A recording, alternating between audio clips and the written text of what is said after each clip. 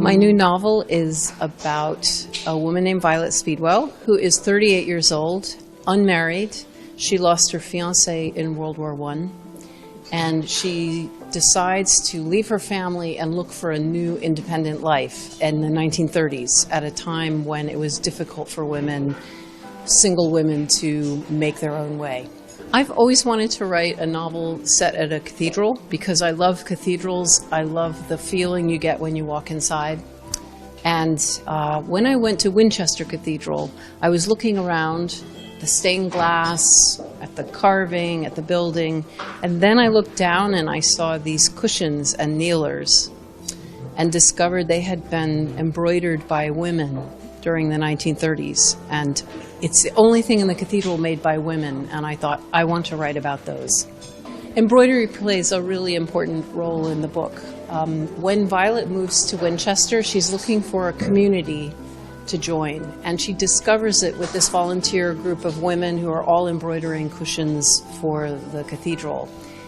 Embroidery brings people together. You sit and you work together. It's very calming. It's very sociable, and you end up making something beautiful that lasts for centuries. And I wanted all of that for Violet, a place for her to land and to call her own.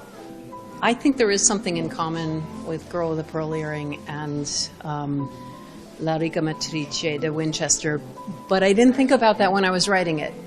But I think the two women are trying to find independence in their lives and a way to express themselves. But the heroine in Girl with a Pearl Earring is very young. She's 16 to 18. Violet is 38, and she works out how to have her own life. And I think she's an older version of the heroine in Girl with a Pearl Earring. So I think it's very fitting that 20 years later, she would mature into a 38-year-old. I think as a writer, I've become more confident. It's a matter of practice. If you write millions of words, you get better at it. I also have a really devoted readership, and that's been wonderful, especially in Italy, which my books do so well here, and I don't know why, and I'm so grateful for that. But as a woman, I've gotten older too, and in some ways, I'm much more confident as well. I think as a woman gets older, she stops worrying about what other people think of her and think about what do I think about myself, and I think that makes a big difference. Most of my protagonists are women because I really like women.